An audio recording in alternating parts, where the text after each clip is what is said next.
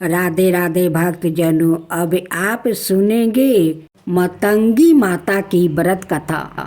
पुराणों में इनके संबंध में विभिन्न विभिन्न कहानियाँ मिलती है। दरअसल यह सभी देवियों की कहानी पुराणों में अलग अलग मिलती है। इनमें से कुछ तो पार्वती का रूप या अवतार नहीं भी है। 10 विद्याओं में से 9वीं विद्या देवी मतंगी ही है। मतंगी देवी को प्रकृति की स्वामिनी देवी बताया गया है। माता मतंगी के कुछ प्रसिद्धियाँ नाम है सुमुखी, लघु श्यामा या साममाला, राज मतंगी, कारण मतंगी, चंडी मतंगी, वस मतंगी, मातेश्वरी आदि। गुप्त नवरात्रि में 9वीं तिथि को देवी मतंगी की पूजा और साधन होती है। मतंग शिव का नाम है। इनकी शक्ति मतंगी है। देवी मतंगी गहरे नीले रंग की है। देवी मतंगी मस्तक पर अर्धचंद्र है धारण करती है और माँ के 3 ओज पूर्ण नेत्रा है। माता रत्नों से जरे सिंहासन पर आसीन है। देवी मतंगी के एक हाथ में गुंजा के बीजों की माला है तो दाएं हाथों में बीना और कपाल है और बाएं हाथों में खरंग है। देवी मतंगी अभय मुद्रा में है। देवी मतंगी के संग तोता भी है जो वाणी और वचन का प्रतीक माना जाता है। 4 भुजाओं में इन्होंने कपाल जिसके ऊपर तोता बैठा है, बीना खरंग वेद धारण किए है। माँ मतंगी तांत्रिकों की सरस्वती है। मान्यता अनुसार कहते हैं कि चंडाल महिलाओं ने देवी पार्वती की पूजा आराधना करने उन्हें अपना ही जूठन खियाया हुआ भोग लगा दिया तो देवगण और शिवगण नाराज हो गया। परंतु देवी पार्वती ने उन चंडालियों की भक्त को देखते हुए माता ने मतंगी रूप धारण करके उनके भोग को स्वीकार करके ग्रहण कर लिया। तभी से माता मतंगी कहलाई जाने लगी। मतंगी देवी इंद्रजाल और जादू के प्रभाव को नष्ट करती है। देवी को वचन तंत्र और काला की देवी भी माना गया है। माँ को जूठन का भोग अर्पित किया जाता है। शिव की यह शक्ति असुरों को मोहित करने वाली और साधकों को अभीष्ट फल देने वाली है। गृहस्थ जीवन को श्रेष्ठ बनाने के लिए लोग इनकी पूजा करते हैं। अक्षय तृतीया अर्थात वैशाख शुक्ला की तृतीया को इनकी जयंती आती है। पलाश और मल्लिका पुष्पों से युक्त बेलपत्रों की पूजा करने से व्यक्ति के अंदर आकर्षण और अस्तमभन शक्ति का विकास होता है। ऐसे व्यक्ति जो मतंगी महाविद्या की सीधी प्राप्ति करेगा वो अपने कीड़ा कैलेश से यह काला संगीत से दुनिया को अपने बस में कर लेता है। वशीकरण में भी यह महाविद्या कारगर होती है। मतंगी माता का मंत्र स्फटिक की माला से 12 माला कहते हैं कि देवी मतंगी हनुमान जी और शराबी के गुरु मतंग ऋषि की पुत्री थी। मतंग ऋषि के यहाँ माता दुर्गा के आशीर्वाद से जिस कन्या का जन्म हुआ था वो मतंगी देवी थी। यह देवी भारत के आदिवासियों की देवी है। 10 विद्याओं में से एक तारा और मतंग देवी की आराधना बौद्ध धर्म में भी की जाती है। बौद्ध धर्म में मतंगी को मातागिरी कहते हैं। भारत के गुजरात, महाराष्ट्र, कर्नाटक, केरला आदि राज्यों में मतंग समाज के लोग आज भी विद्यमान है। मानता है अनुसार मतंग समाज मेघवाला समाज और किरात समाज के लोग के पूर्वजों मतंग ऋषि ही थे। उल्लेखनीय है कि कर्नाटक में पंपा सरोवर के पास मतंग ऋषि का आश्रम है जहाँ हनुमान जी का जन्म हुआ था। देवी मतंगी की स्तुति सांबरन तिरी नैना, मस्तक पर चंद्रमा, चतुर्भुजा दिव्या अस्त्र लिए, रतन भूषण धारणी, गज गामिनी, महाचंडालिनी माँ मतंग। अब सुने देवी पार्वती की कथा। ब्रह्मा ने देवताओं को अपने द्वारा विजय दिलवाई। ब्रह्मा की उस विजय से देवताओं को अहंकार हो गया। वो समझने लगा कि यह हमारी ही विजय है, हमारी ही महिमा है। यह जानकर ब्रह्मा देवताओं के सामने यक्ष के रूप में प्रकट हुआ। ब्रह्मा को ना जान सके कि यह यक्ष कौन है। तब उन्होंने अग्नि से कहा कि हे जात वेद, इसे जानो कि यह यक्ष कौन है। अग्नि ने कहा, बहुत अच्छा। अग्नि यक्ष के समीप गया। ब्रह्मा ने अग्नि से पूछा, तू कौन है? अग्नि ने कहा, मैं अग्नि हूँ, मैं ही जात वेद हूँ। ऐसे तुझे अग्नि में क्या समर्थ है? अग्नि ने कहा, इस पृथ्वी में जो कुछ भी है उसे जलाकर भस्म कर सकता हूँ। तब यक्ष ने एक तिनका राख कर कहा कि इसे जला। अपनी सारी शक्ति लगा कर भी उस तिनके को जलाने में असमर्थ ना होकर वो लौट गया। वो उस यक्ष को जानने में समर्थ ना हो सका। तब उन्होंने बाहु से कहा, हे बाहु, इसे जलाने कि यह यक्ष कौन है? बाहु ने कहा, बहुत अच्छा। बाहु यक्ष के समीप गया। उसने बाहु से पूछा, तू कौन है? बाहु ने कहा, मैं बाहु हूँ, मैं ही मातरीश्वर हूँ। ऐसे तुझे बाहु में क्या समर्थ है?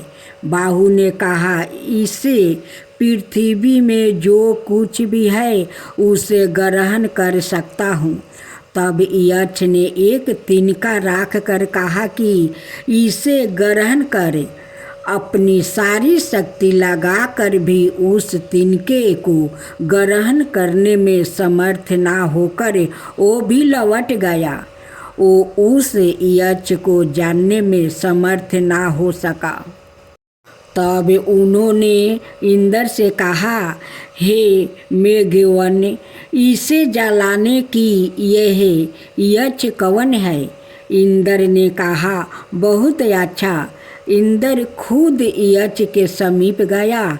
उसके सामने यक्ष अंतर्ध्यान हो गया। वो इंद्र उसी आकाश में आतिशिया शोभा युक्त देवी हेमवती उम्बा पार्वती को देखा और उनके पास आ पहुँचा और उनसे पूछा कि यह यक्ष कौन था? देवी पार्वती ने स्पष्ट कहा कि वो यक्ष ब्रह्मा है। उस ब्रह्मा की ही विजय में तुम इस प्रकार महिमान्वित हुए हो। तब से ही इंद्र ने यह जाना कि यह ब्रह्मा है। इस प्रकार यह देव जो कि अग्नि बाहु और इंद्र है अनाय देवों से श्रेष्ठ हुआ। उन्होंने ही इस ब्रह्मा का समीप आस्ते स्पर्श किया और उन्होंने ही सबसे पहले देवी के द्वारा जाना कि यह ब्रह्मा है। इसी प्रकार इंद्र अनाय सभी देवों से अति श्रेष्ठ हुआ। उसने ही इस ब्रह्मा का सबसे समीप अस्ते स्पर्श किया। उसने ही सबसे पहले जाना कि यह ब्रह्मा है। इसके अलावा और भी कई उपनिषदों में देवी पार्वती का वर्णन मिलता है, जहाँ देवी कुछ अलग नाम से भी जानी जाती है। अब सुने पूर्व जन्म की कथा। पार्वती पूर्व जन्म में दक्ष प्रजापति की पुत्री सती थी और उस जन्म में भी वो भगवान शंकर की ही पत्नी थी। सती ने अपने पिता दक्ष प्रजापति के यज्ञ में अपने पति का अपमान ना सह पाने के कारण सवाए को अग्नि में भस्म कर दिया। भगवान शंकर को जब ये बात पता चली तो उन्होंने वीरभद्रा के रूप में दक्ष प्रजापति के यज्ञ को नष्ट कर दिया। भगवान शिव सती के शव को लेकर दंडवत करने लगा। उसी समय भगवान विष्णु ने अपने सुदर्शन चक्र से माता सती के शव को 51 भाग कर दिया। जहाँ जहाँ माता सती के ये अंश गिरे वहाँ शक्ति पीठ की स्थापना हुई। अगले जन्म में माता सती पार्वती बनकर हिम नरेश हिमवन के घर अवतारित हुई। पार्वती को भगवान शिव को पति के रूप में प्राप्ति करने के लिए वन में तपस्या करने चली गई। अनेक वर्षों तक कठोर तपस्या करके घोर तपस्या की। तत्पश्चात बैरागी भगवान शिव ने उनसे विवाह करना स्वीकार किया। भगवान शंकर ने पार्वती के अपने पति अनुराग की प्रतीक्षा लेने के लिए सप्त ऋषियों को पार्वती के पास भेजा। उन्होंने पार्वती के पास जाकर उसे यह समझाने की अनेक प्रयत्न किया कि शिव जी अघोर अमंगल भेषधारी और जाटाधारी है और वो तुम्हारे लिए उपयुक्त वर नहीं है। उनके साथ विवाह करके तुम्हें सुख की प्राप्ति नहीं होगी। तुम उनका ध्यान छोड़ दो। किंतु पार्वती अपने विचारों में दृढ़ रही। उनकी दृढ़ता को देखकर सप्त ऋषि अत्यंत प्रसन्न हुए और उन्हें सफल मनोरथ होने का आशीर्वाद देकर शिव जी के पास वापस आ गया। सप्त ऋषि से पार्वती के अपने प्रति दृढ़ प्रेम का वृत्तांत सुनकर भगवान शंकर अत्यंत प्रसन्न हुआ। सप्त ऋषियों ने शिव जी और पार्वती के विवाह का लगन मुहूर्त आदि निश्चित कर दिया। निश्चित दिन शिवजी बारात लेकर हिमालय के घर आया। वो बैल पर सवार थे। उनके एक हाथ में त्रिशूल और एक हाथ में डमरू था। उनकी बारात में समस्त देवताओं के साथ उनके गण भूत प्रेत पिशाच आदि भी थे। सारे बाराती नाच गा रहे थे। सारे संसार को प्रसन्न करने वाली भगवान शिव की बारात अत्यंत मन मोहक थी। वर्मा जी की उपस्थित में विवाह समारोह शुरू हो गया।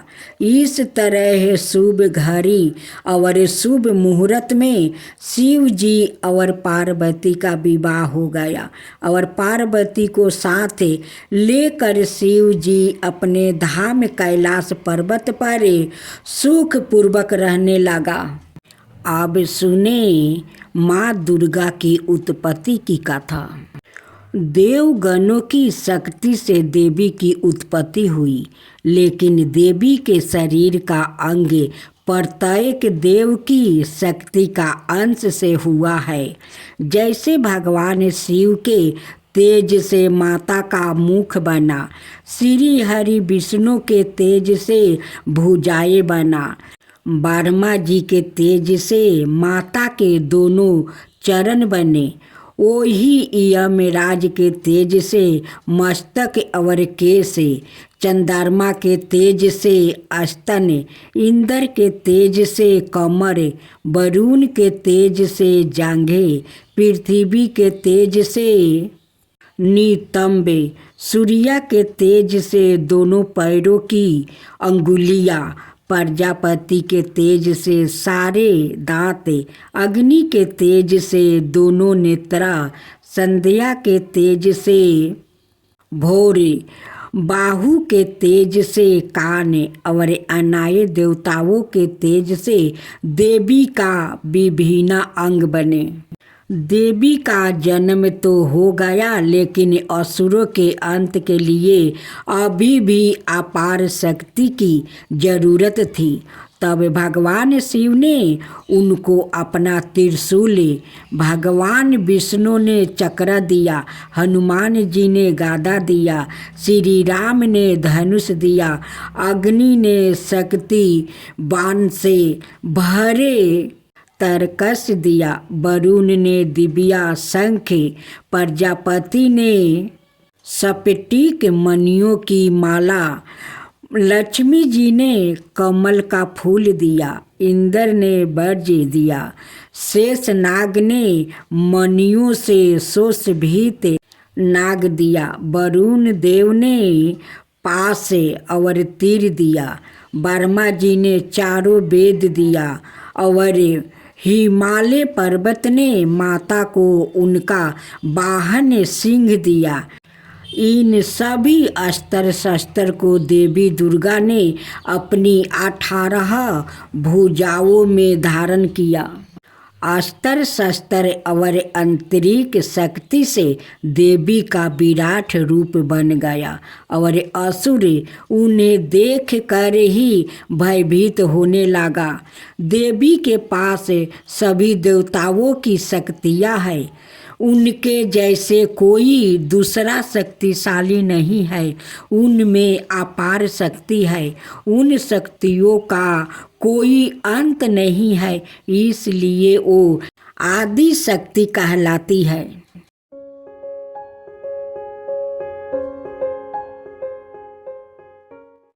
भक्तजनों, आज आप सुने भगवान शंकर की व्रत कथा। एक शिव भक्त भगवान शंकर को खुश करने के लिए भगवान शिव के मंदिर पहुंचा।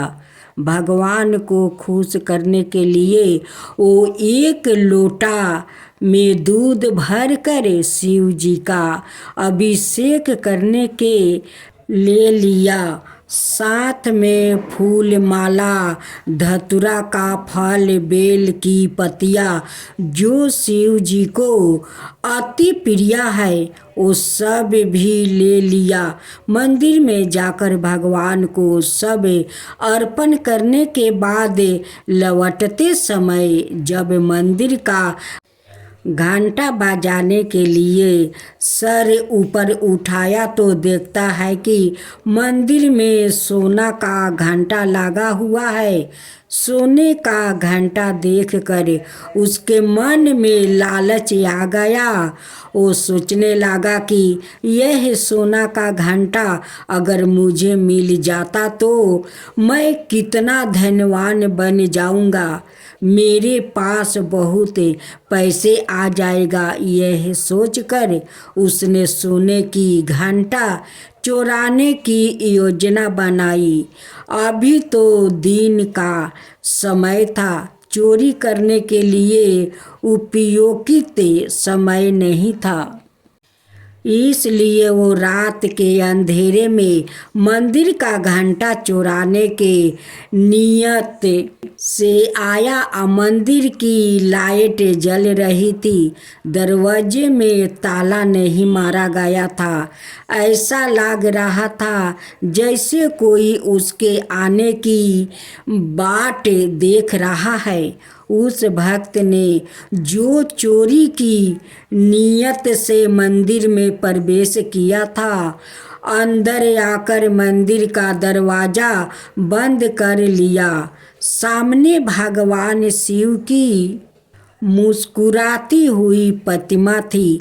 एक क्षण को भक्त रूपी चोर की नजरों भगवान से मिली और दूसरे ही क्षण उस भक्त रूपी चोर ने निगाह फेर लिया।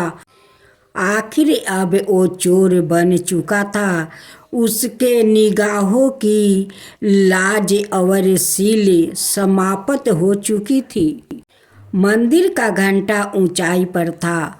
उस घंटे को ऊपर से उतारने के लिए उस चोर को कोई ऊंची चीज चाहिए जिस पर वो चढ़कर घंटा को उतार सके। उसने मंदिर के अंदर इधर उधर नजरों दौड़ाई कि कोई ऊंची चीज मिल जाए जिस पर वो चढ़कर इस घंटे को उतार सके, लेकिन कोई ऊंची चीज नजर नहीं आई। चोर परेशान था। सामने भगवान बैठे बंद बंद मुस्कुरा रहे थे। भगवान से अपने भक्तों की मनोदशा कहाँ छुपी रहती है, युक्ति भी तो भगवान ही समझते हैं ना। उसे भक्त रूपी चोर के मन में भी तुरंत एक उपाय आ ही गया। जिस शिव प्रतिमा की वो रोज पूजा करता था, जो शिव प्रतिमा उसके लिए साक्षात भगवान थे, जिनके चरणों में उसका सारा संसार था, वो भगवान की मूर्ति आज उसके चोरी में काम आने वाली थी। आज वो शिव जी की प्रतिमा उस चीज की कमी को पूरी करने वाली थी जिस पर चढ़कर वो मंदिर के घंटे तक पहुंच सकता था। और उसने यही किया। वो शिव जी के कंधे पर चढ़ गया। कंधे पर चढ़ने के लिए उसे बहुत मेहनत करनी पड़ी। शिव जी के कंधे पर चढ़कर वो मंदिर का घंटा उतारने का प्रयास करने लगा, लेकिन यह क्या घंटा तो अभी भी ऊंचा है।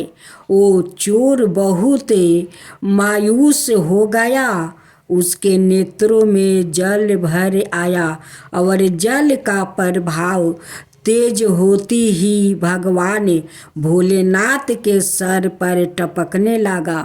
भगवान भोलेनाथ सदा अपने भक्तों की सूध लेने वाले, जल की धारा से प्रसन्न होने वाले आज कैसे नहीं प्रसन्न होते।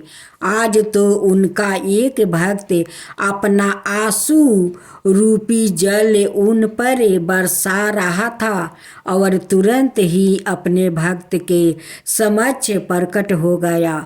वो चोर अपने भगवान को अपने सामने देखकर भाव भोर हो गया। भगवान तो अपने भक्त की मदद करने आए थे।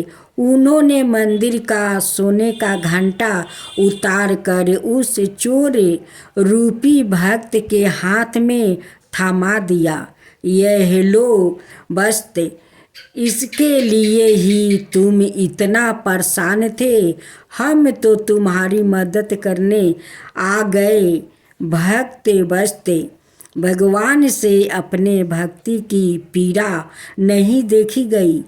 भगवान का दर्शन पाकर अब उस चोर की अंत धर्मात्मा भी उसे धिक्कारने लगा। वो भगवान के चरणों में गिर पड़ा। अपने आंसुओं से भगवान के चरणों को पखारने लगा। भगवान ने प्रेम से उसके सर पर हाथ फेरा और अंतर ध्यान हो गए। अब वो चोर फिर से शिव भक्त बन गया था, एक सच्चा शिव भक्त था। तो ऐसे है हमारे भोलेनाथ, कब किसको कौन सी बात पर प्रसन्न होकर दर्शन देंगे। भोलेनाथ कहाँ नहीं जा सकते हैं, वो तो कण कण में बसते हैं, जहाँ तहाँ जा सकते हैं।